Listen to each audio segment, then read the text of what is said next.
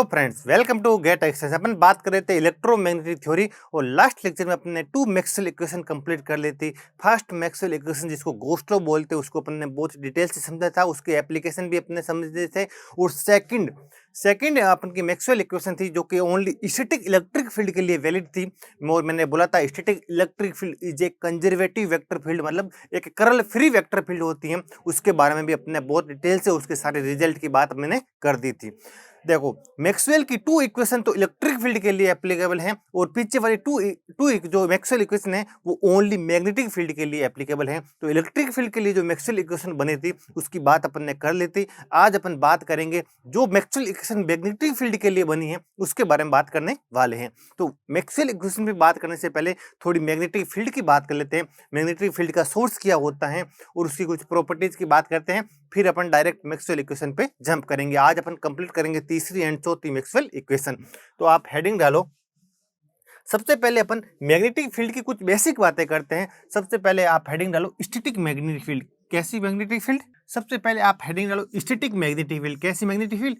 Static magnetic field. देखो, Maxwell की total 4 equation है जिसमें से 2 इक्वेशन ओनली इलेक्ट्रिक फील्ड के लिए एप्लीकेबल है और पीछे वाले 2 इक्वेशन किसके लिए एप्लीकेबल है? मैग्नेटिक फील्ड के लिए। और अपन सबसे पहले स्टैटिक मैग्नेटिक फील्ड की बात करेंगे और फिर अपन अगले लेक्चर में अपन बात करेंगे टाइम वेरिंग मैग्नेटिक फील्ड। जब फील्ड टाइम वेरिंग आएगी तो उसमें मैक्सवेल इक्वेशन में क्या चेंजेस होंगे वो अपन अगले लेक्चर में बात करेंगे। अभी अपन बात करने वाले स्टैटिक मैग्नेटिक फील्ड। और आपको पूछे स्टैटिक मैग्नेटिक फील्ड का सोर्स क्या है तो आपको पता होना चाहिए। अपन ईएमटी में ओनली फॉर एक चार्ज की स्टडी करते हैं। अगर चार्ज रुका हुआ है, अगर चार्ज स्टेशनरी है तो वो चार्ज हमेशा अपने चारों ओर एक इलेक्ट्रिक फील्ड जनरेट करता है। और अगर कोई मेरा चार्ज मूविंग चार्ज है, कैसा चार्ज है? अगर कोई मेरा चार्ज मूविंग है लेकिन विथ कांस्टेंट स्पीड होना चाहिए, मूविंग विथ कांस्टेंट स्पीड है। अगर कोई चार्ज कांस्टेंट स्पीड के साथ मूव करेगा तो वो अपने चारों ओर क्या जनरेट करेगा? चारों ओर के इन्वायरमेंट में वो एक मैग्नेटिक फील्ड जनरेट करेगा। तो आपको पूछे स्टैटिक मैग्नेटिक फील्ड का सोर्स क्या है तो आप बताओगे एक moving charge with constant speed. एक मूविंग चार्ज होना चाहिए, कांस्टेंट स्पीड के साथ मूव करता हुआ चार्ज हमेशा एक क्या जनरेट करेगा? Magnetic field. और moving charge with constant speed अपन को कहां पर मिलता है? डीसी करंट के अंदर हमेशा चार्ज एक कांस्टेंट स्पीड के साथ क्या करता है? मूव करता है। तो आपको पूछे कि स्टैटिक मैग्नेटिक फील्ड का सोर्स क्या है तो आप ये बता सकते हो moving charge with constant speed, या फिर आप बोल सकते हो डीसी करंट एक स्टैटिक मैग्नेटिक फील्ड का सोर्स है। आई होप यहां तक आपको समझ आ गया होगा। आपको पूछे स्टैटिक मैग्नेटिक फील्ड का सोर्स क्या है तो आप या तो ये बोल दो डीसी करंट, क्योंकि डीसी करंट के अंदर चार्ज एक कांस्टेंट स्पीड के साथ मूव करते हैं, या फिर इसका आप बोल सकते हो moving charge with constant speed. I hope यहां तक आपको समझ आ गया होगा कि एक स्टैटिक मैग्नेटिक फील्ड का सोर्स क्या होता है। अब अपन बात करते हैं, एक होता है मैग्नेटिक फील्ड इंटेंसिटी जिसको एच से लिखते हैं। क्या होता है? इसको बोलते हैं मैग्नेटिक फील्ड इंटेंसिटी। एक होता है मैग्नेटिक फील्ड डेंसिटी। क्या होता है? एक होता है मैग्नेटिक फील्ड डेंसिटी और एक होता है मैग्नेटिक फील्ड इंटेंसिटी। और इसकी यूनिट होती है एम्पियर पर मीटर और इसकी यूनिट होती है टेस्ला या फिर वेबर पर मीटर स्क्वायर। ये आपको पता होना चाहिए। अपन के सिलेबस में ना तो इलेक्ट्रोस्टैटिक है ना मैग्नेटोस्टैटिक है, इनका बेसिक पता होना चाहिए। और मेन अपने सिलेबस में जो है जो मैक्सवेल इक्वेशन है तो उसको समझने से पहले अपन को थोड़ा बहुत बेसिक आइडिया होना चाहिए। मैग्नेटिक फील्ड इंटेंसिटी क्या होता है, मैग्नेटिक फ्लक्स डेंसिटी क्या होता है, इनकी यूनिट क्या होती है, इनके बीच का रिलेशन क्या होता है, बस इतना पता होगा तो वो मैक्सवेल इक्वेशन के लिए सफिशिएंट है। तो देखो, इसको बोला जाता है मैग्नेटिक फील्ड इंटेंसिटी और इसको बोला जाता है मैग्नेटिक फ्लक्स डेंसिटी। क्या बोला जाता है? मैग्नेटिक फ्लक्स डेंसिटी बोला जाता है और इसको बोला जाता है मैग्नेटिक फील्ड इंटेंसिटी। इनके बीच का रिलेशन आपको पूछे तो आपको पता होना चाहिए बी इक्वल टू क्या होता है? Mu into H. क्या होता है? Mu into H. वैसे तो ये इक्वेशन वैलिड होती है फॉर ए सिंपल मीडियम। अगर मीडियम आइसोट्रोपिक हो, होमोजीनियस हो, लीनियर मीडियम हो तब ये इक्वेशन वैलिड है। लेकिन इतना अपन को फर्स्ट चैप्टर में सोचने की जरूरत नहीं है। जब अपन सेकंड चैप्टर पढ़ेंगे प्लेन वेव प्रोपगेशन तो उसके अंदर अपन मीडियम की सारी प्रॉपर्टी की बात करेंगे। तो आज आप ये रिलेशन यहाँ फर्स्ट चैप्टर में तो ऑलवेज वैलिड है B equal to mu H. और म्यू को बोला जाता है परमेएबिलिटी ऑफ द मीडियम। क्या बोला जाता है? Permeability of the medium. जिस मीडियम के अंदर अपन इस मैग्नेटिक फील्ड की बात करते हैं उस मीडियम की क्या है? परमेएबिलिटी है। और आपको पता है म्यू की वैल्यू क्या होती है? Mu R into mu naught के बराबर होती है। और आपको पता है म्यू आर को बोला जाता है रिलेटिव परमेएबिलिटी बोला जाता है। क्या बोला जाता है? रिलेटिव परमेएबिलिटी बोला जाता है। और म्यू नोट को बोला जाता है मीडियम, क्या कैसा मीडियम? एयर या फ्री स्पेस की परमेएबिलिटी बोला जाता है। आई होप यहाँ तक आपको पता होना चाहिए। और म्यू आर की वैल्यू ऑलवेज क्या होती है? ग्रेटर देन इक्वल टू 1 होती है। तो आपको पता होना चाहिए किसी भी मीडियम की परमेएबिलिटी हमेशा फ्री स्पेस या एयर की परमेएबिलिटी से ज्यादा या बराबर ही होगी। आई होप यहाँ तक आपको समझ आ गया होगा। ये पूरी बात आपको समझ आने चाहिए कि इसको बोला जाता है मैग्नेटिक फील्ड इंटेंसिटी, इसको बोला जाता है मैग्नेटिक फ्लक्स डेंसिटी। इनके बीच का रिलेशन क्या होता है? म्यू होता है जिसको बोला जाता है मीडियम की क्या बोलते हैं? परमेएबिलिटी बोलते हैं। और म्यू की value mu R into mu naught के बराबर होती है। और म्यू आर की value always greater than equal to 1 होती है। म्यू आर को बोला जाता है रिलेटिव परमेएबिलिटी और म्यू नोट को बोला जाता है फ्री स्पेस या एयर की परमेएबिलिटी बोला जाता है। आई होप यहाँ तक आपको समझ आ गया होगा। अब अपन कुछ बात करते हैं मैग्नेटिक फ्लक्स की। किसकी बात करते हैं? मैग्नेटिक फ्लक्स की बात करते हैं। कैसे? मैग्नेटिक फ्लक्स जिसकी यूनिट क्या होती है? वेबर यूनिट होती है। क्या यूनिट होती है? वेबर यूनिट होती है। और ये एक स्केलर क्वांटिटी होती है। क्या होती है? It is a scalar quantity. अब अपन कुछ मैग्नेटिक फ्लक्स की बात कर लेते हैं। मैग्नेटिक फ्लक्स स्केलर क्वांटिटी होती है और इसकी यूनिट क्या होती है? वेबर यूनिट होती है। आई होप यहाँ तक आपको समझ आ गया होगा। मान लो मैग्नेटिक फील्ड कहीं पर एग्जिस्ट कर रही है, मान लो कुछ ऐसे एग्जिस्ट कर रही है, मैं पूरी नहीं बना रहा हूँ, आपको पता होगा जब आगे पढ़ाऊँ ना मैक्सवेल इक्वेशन तो आपको पता चलेगा magnetic field always close path में ही एग्जिस्ट करती हैं। वो मैं क्लोज पाथ अगर बना के आपको दिखाऊं तो आपको पता होना चाहिए जब मैं मैक्सवेल की फर्स्ट इक्वेशन बनाऊंगा ना तो फॉर मैग्नेटिक फील्ड तो उसका स्टेटमेंट यही होगा कि मैग्नेटिक फील्ड हमेशा कैसे होती है? क्लोज पाथ में ही एग्जिस्ट करते हैं। ना तो उसका कोई सोर्स होता है ना उसका कोई सिंक होता है। यानी isolated magnetic charge does not exist. ये अपन के मैक्सवेल की फर्स्ट इक्वेशन होगी। लेकिन अभी अपन सिंपल से ऐसे ही बात करते हैं। मान लो ये अपनी कोई है मैग्नेटिक फील्ड का मैं कुछ पार्ट बना रहा हूँ, हमेशा एग्जिस्ट तो हमेशा क्लोज पाथ में ही करेगी। ये मान लो मेरी क्या है? मैग्नेटिक फील्ड है।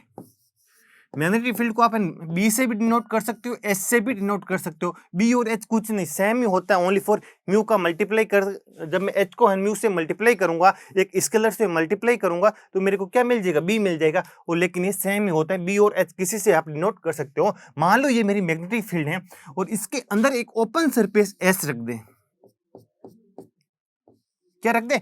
एक एग्जामिनर इस मैग्नेटिक फील्ड के अंदर कोई ओपन सरफेस एस रख दे और आपको पूछे, आपको वैल्यू फाइंड आउट करने को पूछे कि इससे टोटल कितना फ्लक्स क्रॉस हो रहा है। आपको पूछेगा examiner flux crossing the magnetic flux crossing the open surface S. आपको एग्जामिनर ये पूछे कि इस ओपन सरफेस एस से टोटल कितना मैग्नेटिक फ्लक्स क्रॉस हो रहा है तो कुछ नहीं, आपको इसकी वैल्यू मैंने पहले भी बता रखी है। इलेक्ट्रिक फील्ड के अंदर आपको क्या करना है? बी डॉट डी एस कर देना है ओवर द सरफेस एस। यहां से आपको इसकी वैल्यू मिल जाएगी। आई होप यहां तक आपको समझ आ गया होगा।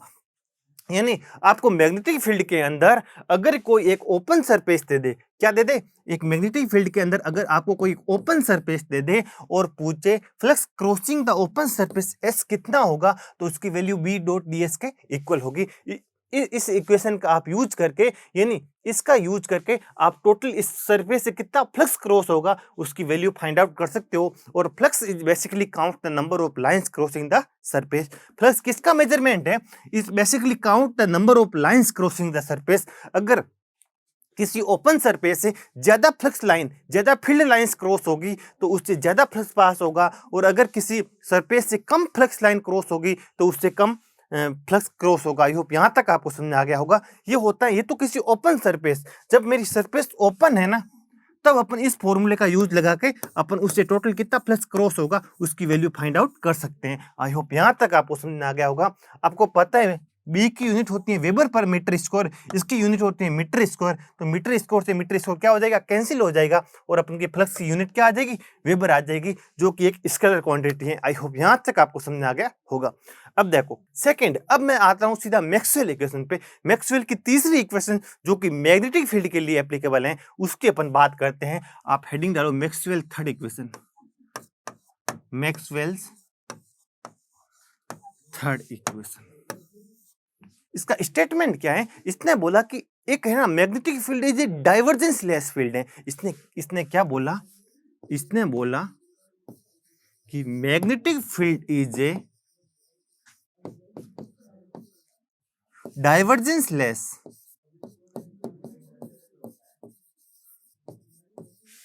इसने बोला कि magnetic field is a divergence less vector field होती है। कैसी वेक्टर फील्ड होती है? एक डाइवर्जेंस लेस वेक्टर फील्ड होती है। और आपको पता है अगर कोई वेक्टर डाइवर्जेंस लेस है तो उसको सोलेनोइडल वेक्टर फील्ड भी बोला जाता है। कैसी वेक्टर फील्ड बोला जाता है? सोलेनोइडल वेक्टर फील्ड भी बोला जाता है।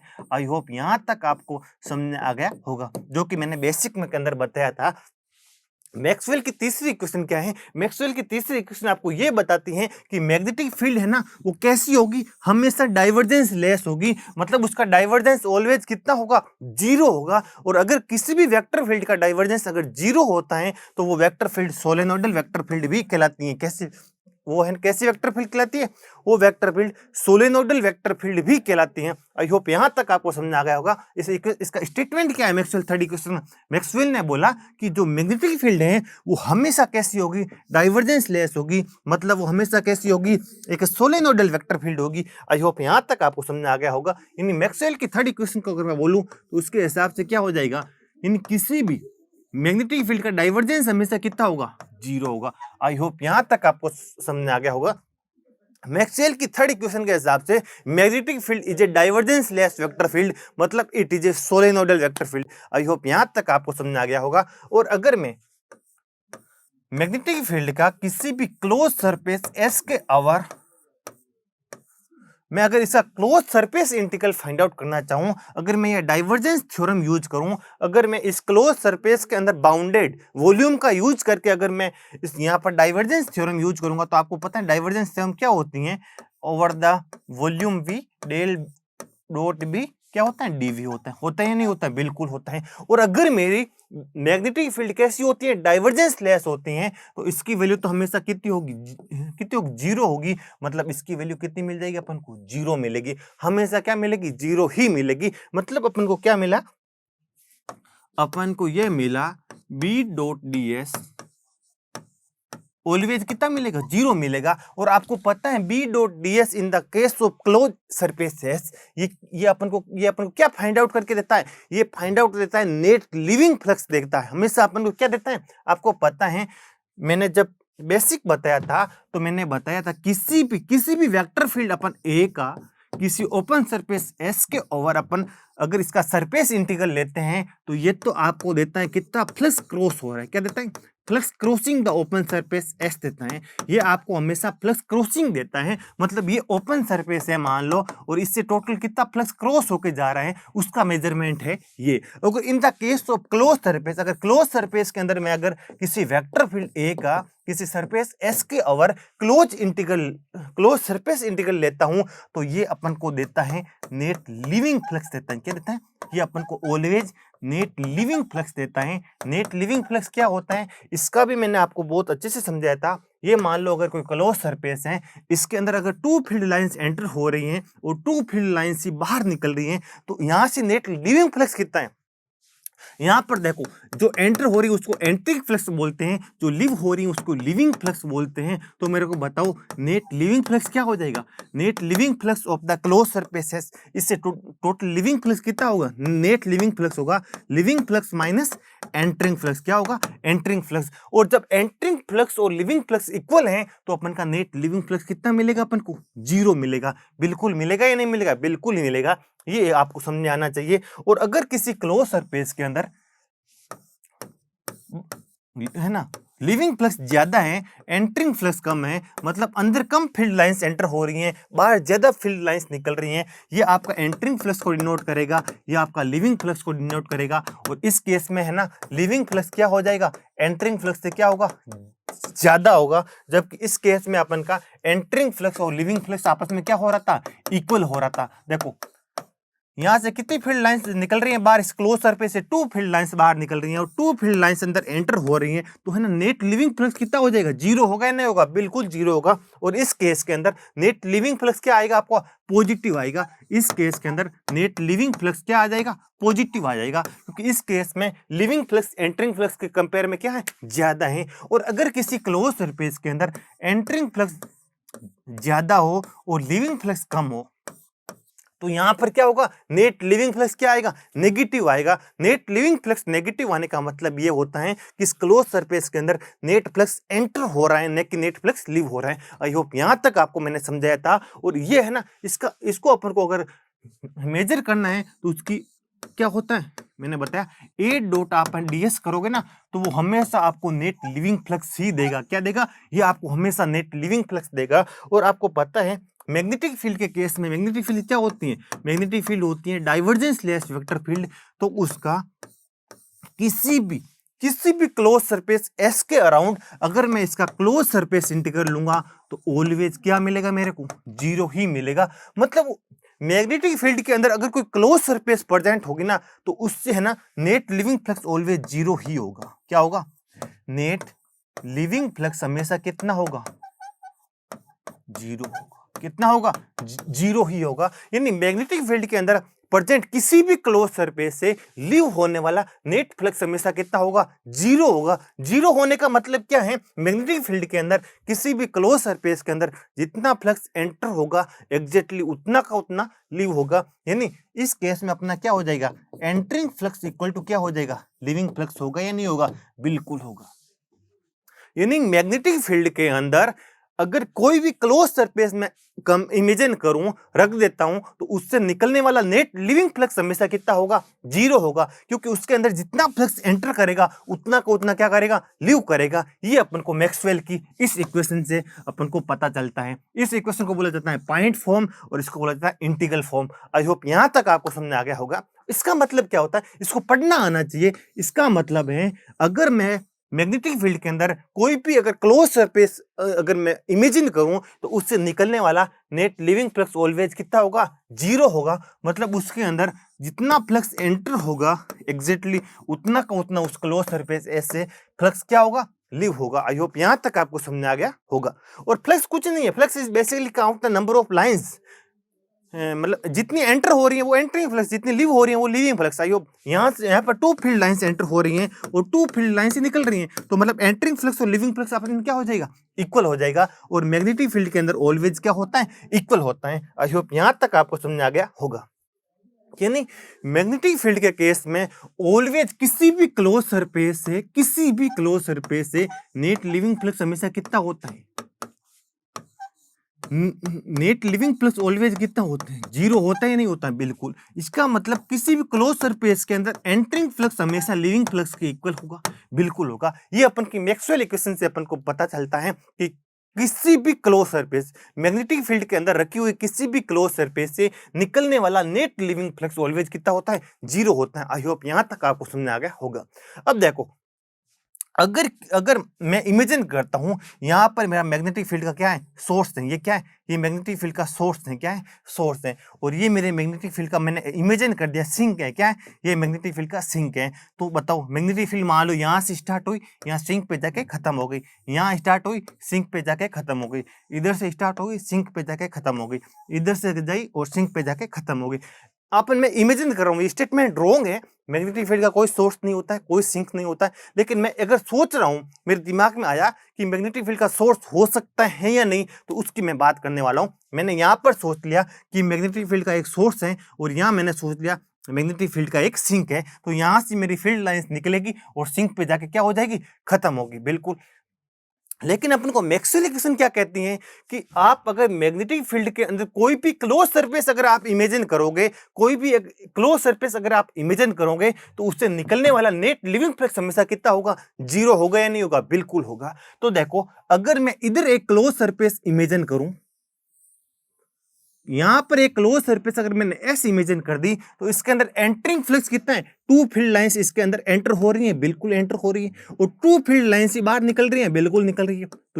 तो इधर तो मेरा कितना हो जाएगा, इस सरफेस के लिए तो नेट लिविंग फ्लक्स कितना हो जाएगा, बिल्कुल जीरो होगा या नहीं होगा, बिल्कुल जीरो होगा। आई होप यहां तक आपको समझ आ गया होगा। लेकिन अगर मैं मेरी क्लोज सरफेस इधर इमेजिन करता हूं, किधर, मैं अगर मैग्नेटिक फील्ड के अंदर मेरी क्लोज सरफेस यहां पर इमेजिन करता हूं, तो यहां पर एंटरिंग फ्लक्स तो कितना है, यहां एंटरिंग फ्लक्स तो जीरो है, क्योंकि इसके अंदर कोई भी फील्ड लाइंस एंटर नहीं कर रही हैं और इससे निकल कितनी रही हैं, 4 फील्ड लाइंस निकल रही हैं। क्या निकल रही हैं? 4 फील्ड लाइंस निकल रही हैं। एंटरिंग फ्लक्स 0 है लेकिन लीविंग फ्लक्स क्या है, नॉन जीरो है। तो यहाँ पर अपना क्या आएगा, नेट लिविंग फ्लक्स क्या मिलेगा, वो भी मेरे को क्या मिलेगा, नॉन जीरो मिलेगा। क्या मिलेगा, नॉन जीरो, जो कि अपन की मैक्सवेल इक्वेशन के स्टेटमेंट के ऑपोजिट है। मैक्सवेल ने क्या बोला कि आप कोई भी सरफेस इमेजिन करो, कैसी भी सरफेस इमेजिन करो, उससे हमेशा नेट लिविंग फ्लक्स कितना होगा, जीरो ही होगा इन the case of magnetic field.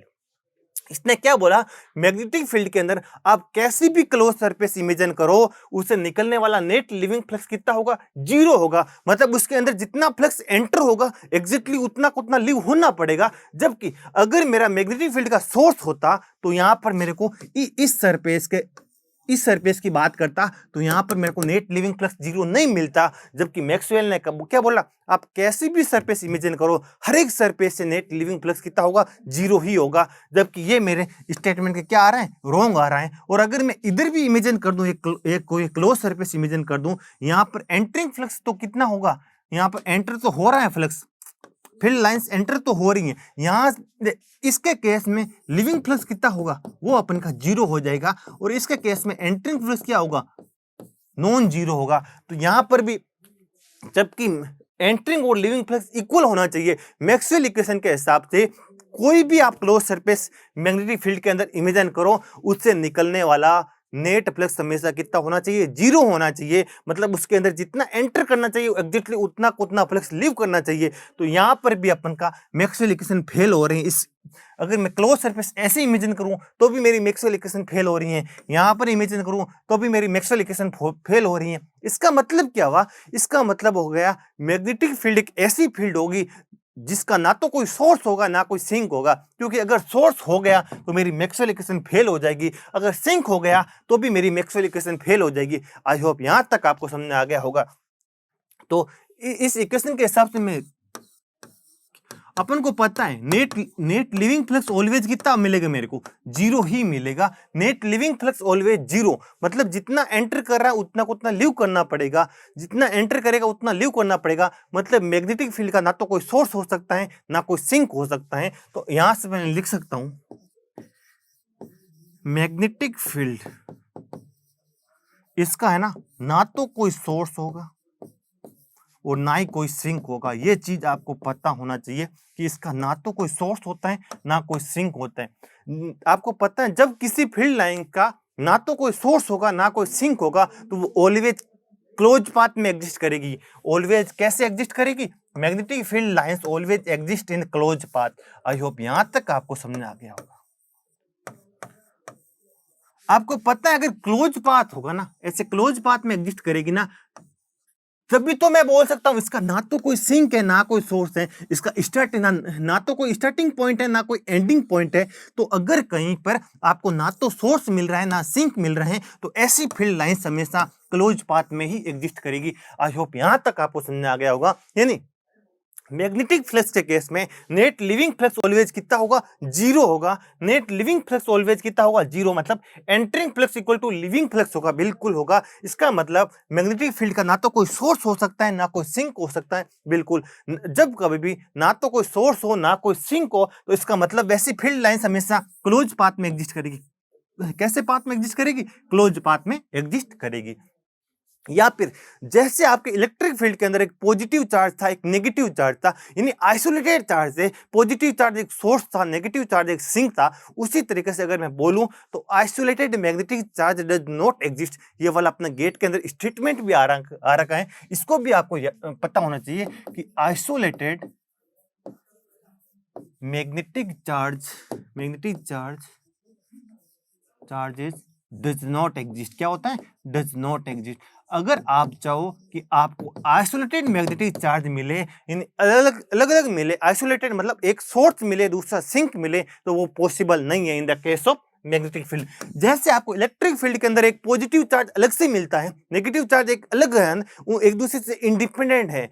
Positive charge electric field का सोर्स था, नेगेटिव चार्ज इलेक्ट्रिक फील्ड का सिंक था। ऐसे अगर आप इसके केस में चाहोगे, आप चाहोगे कि मेरे को भी एक ऐसा मैग्नेटिक चार्ज मिले जो सोर्स हो, दूसरा ऐसा मैग्नेटिक चार्ज मिले जो सिंक हो, तो वैसा पॉसिबल नहीं है। आई होप यहां तक आपको समझ आ गया होगा। देखो आपको पता है, मान लो मैग्नेटिक फील्ड, आपको पता है एक चुंबक होती है, उसी से भी क्या होती है, मैग्नेटिक फील्ड निकलती है। आपको पता है एन से निकलती है और एस के अंदर एंटर करती है या नहीं करती है, बिल्कुल। और इसके अंदर क्या होती है, एस से आती है और एन तक आती है। ये हमेशा एग्जिस्ट करेगी, क्लोज पाथ के अंदर ही एग्जिस्ट करेगी। क्या एग्जिस्ट करेगी? अगर बाहर की दुनिया से अपन देखेंगे तो अपन को एन इसका क्या लगेगा, सोर्स लगेगा, एस इसका सिंक लगेगा। अंदर की दुनिया में देखेंगे तो एस इसका सोर्स लगेगा, एन इसका सिंक लगेगा। और एग्जैक्टली देखेंगे तो ना तो इसका कोई सोर्स है, ना इसका कोई सिंक है, ना तो ये एस से जनरेट हो रही है, ना ये एस पे जाके खत्म हो रही है। इसका ना तो कोई सोर्स होता है, ना कोई सिंक होता है। अगर आप चाहो मैं इसको अगर काट के एन को अलग कर देता हूँ, एन को एस को अलग कर देता हूँ, तो इसको काटोगे तो इससे कितने पार्ट बनेंगे, 2 पार्ट बनेंगे। दोनों पार्ट आप ऐसे इमेजिन नहीं कर सकते यहाँ ओनली एस मिलेगा और यहाँ ओनली एस मिलेगा, नहीं। इसको काटोगे तो फिर भी आपके इसके 2 ही वो है ना पद मिलेंगे, दोनों मिलेंगे। एक एन ही मिलेगा, दूसरा एस ही मिलेगा।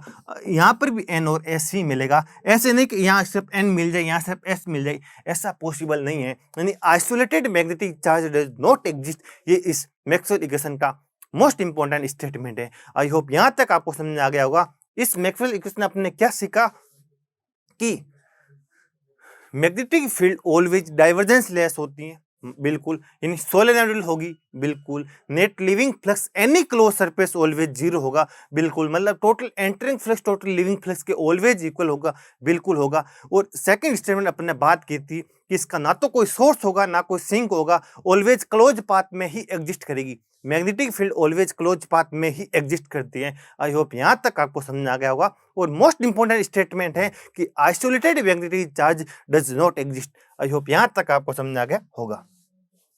और अपन का स्टेटमेंट था डेल डॉट बी ऑलवेज कितना होता है, 0 होता है या नहीं होता है, बिल्कुल। ये तो था अपन का मैक्सवेल की third equation for magnetic field. क्या है कि मैग्नेटिक फील्ड ऑलवेज क्या होती है, डाइवर्जेंस लेस होती है। और आपको पता है कि curl of divergence of any vector field always कितना होता है, 0 होता है। ये तो अपन की एक वेक्टर आइडेंटिटी जो अपने वेक्टर कैलकुलस के अंदर बहुत डिटेल से पढ़ा था कि curl of divergence of curl of any vector field always कितना होता है, 0 होता है। ये अपने पढ़ रखा था। अगर मैं इस इक्वेशन इसको आपस में कंपेयर करूं तो मेरे को पता क्या मिलेगा, बी इक्वल टू क्या मिलेगा, vector field B equal to del cross A मिलेगा। क्या मिलेगा, डेल क्रॉस ए मिलेगा। ये भी मोस्ट इंपोर्टेंट है कि अगर मेरी कोई भी फील्ड अगर डाइवर्जेंस लेस होती है तो उसके साथ एक वेक्टर फील्ड पक्की जुड़ी हुई होगी। क्या होगी, वेक्टर फील्ड पक्की जुड़ी हुई होगी। और उस वेक्टर फील्ड को क्या बोला जाता है, इसको वेक्टर पोटेंशियल बोला जाता है। क्या बोला जाता है, वेक्टर मैग्नेटिक पोटेंशियल बोला जाता है। क्या बोला जाता है, वेक्टर मैग्नेटिक पोटेंशियल बोला जाता है।